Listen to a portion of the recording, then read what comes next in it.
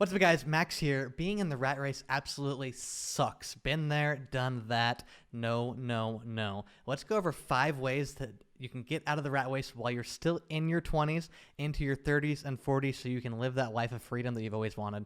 5 ways, get out of the rat race. Let's go.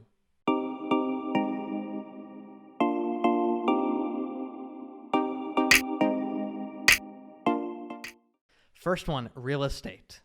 Let's go over the pros and cons. First pro is everyone needs a place to live, no matter where you are, unless you're a homeless person, which hopefully you aren't because you're watching this video. Everyone needs a place to live, so the demand is definitely there. Second will be most people are going to pay their rent because they don't want their credit dinged and they don't want to be on the street. I don't know anybody who really wants to live on the street. That would suck. And then lastly, passive income is taxed the least compared to all other types of income. The portfolio, the earned, and then the passive. The earned is when you're as an employee or self-employed. Portfolio is you're making money off your investments. Third, passive. That's real estate. That's money that you've already did the investment. Passive happens every single month, every quarter, every year, whatever it may be. Passive, you pay the least amount of tax. So that's why I love it, because I hate paying taxes. Then the cons. It probably takes the most amount of skill and arguably the toughest one, because you need to take a long time to do this. You don't become a real estate millionaire after your first purchase. It takes many, many, many different ones. So it takes a long time to actually do this. Now, with that being said, it doesn't take a long time to do your first one, but it takes a long time to be completely out of the rat race because of real estate. Finding a good deal also, depending upon how the market's going, takes a lot of time and effort. I have to look at dozens and dozens and dozens just to find that one that's going to be more than a single. It's going to be at least a double and maybe hit it out of the park. But looking at all those deals takes a lot of time, but I promise you it is worth it. Then the third con is you actually need the money liquid or be able to convince investors. So if you have a lot of money, good for you. Most people do not, but that's okay. You can convince people to use their money, buy a property, refinance for the amount that you owe them, pay them off. Now you own the property. Now, that's a really, really difficult thing to do. It takes someone with a really high financial real estate IQ, but it can be done. And that's where it is. If you can use other people's money to finance these properties, and then you end up owning them and getting the passive income, paying the least amount of tax, that is it. The next is starting a YouTube channel, just like this one. The pros are, if you're creative, creating content is really, really fun. Content curation is probably the most enjoyable part of my day. Although it's not fun 100% of the time, doing this and writing the scripts and getting all this prepared is actually really fun. The awesome thing about YouTube is your reach is nearly limitless. There are literally billions of people every single day. Yes, billions of people watching YouTube. So your reach that you can help others, your ability to reach others and help them is really almost infinite, which is super, super exciting. And then the cons. Creating content and creating actually engaging, interesting content that keeps people watching is really difficult. It takes a lot of gusto. It takes a ton of time and a ton of effort. So that's a con. And the second con would be you might invest a ton of time, a ton of effort, ton of equipment, and never actually recover your loss. But that's the same as any other business. This one is no different. However, if you wanted to actually create business level, career level income, you have to treat it as such. It can't be a hobby. It can't be a once in a while. It has to be an everyday thing. Question of the day. Who is killing it in the YouTube game? I would say there are multiple people who are really killing it. First one would be Meet Kevin. I don't know how does he post, 3 to 6 times a day? I don't know. He wakes up probably 2 a.m. and keeps it going. Is he a zombie? I don't know. But Meet Kevin, a ton of good financial stuff, ton of good real estate stuff. I've really, really enjoyed his content.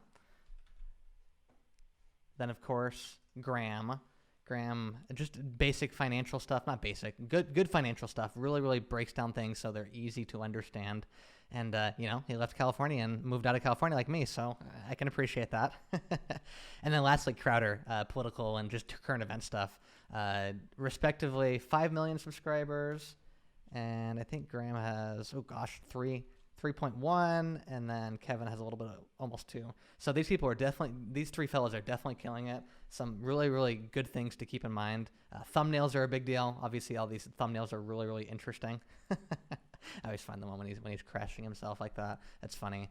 So thumbnails are really important, but they're obviously doing something right. They're creating content people are really excited about, and between 1.5 to 5 million subscribers, that is a big deal.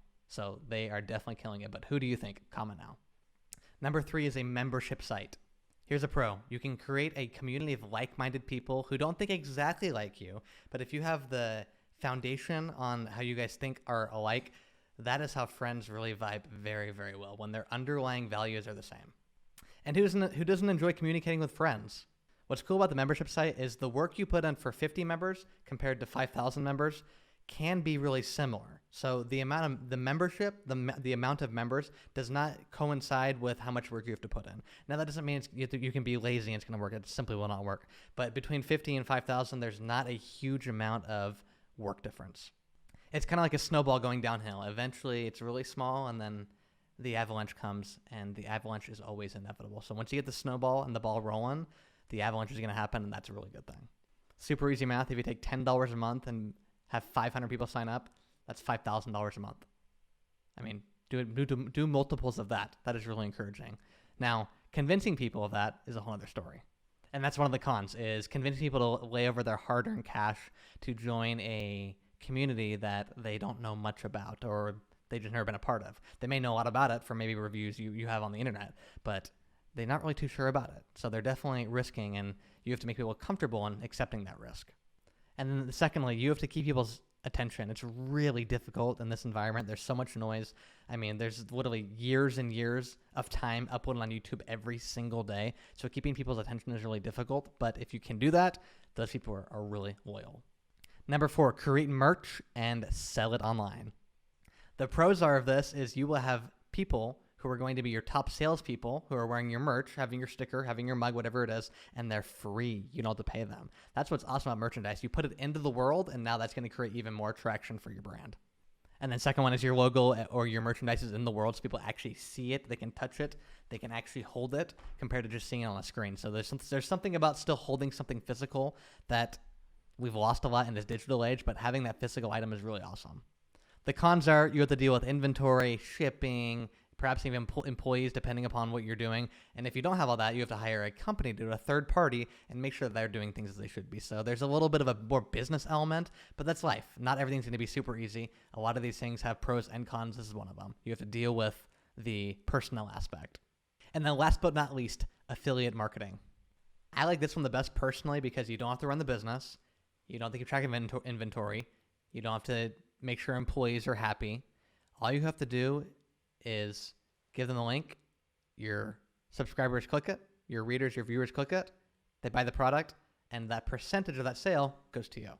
A con here is if you do not vet the company all the way through, and I mean really thoroughly, they may give you, your customers or your following, your tribe, shoddy service. You don't want to deal with a company that gives shoddy service because then it reflects upon you. If you have promoted a brand, the brand ends up sucking for whatever it be, the service, the product, whatever it is, that reflects back on you. That gets people really furious. And the last thing you want is a bunch of people furious with you just because you thought it was a good thing or it was for that almighty dollar. Do not make those decisions based upon dollars. Make those decisions based upon the company you believe in, the management you like, and actually the product you like. If you don't like those three things, then definitely do not ever promote anything like that. Make sure the company is legitimate. Do not send your followers to some stupid, scammy company. All right, so those are the ways. I know there's so many more. So many more. So comment now. I want to hear what other ways you can get out of the rat race. I am exiting the rat race as we speak. I have a lot more room and a lot more ground to cover, but let's do this together, and I will see you guys on the next one.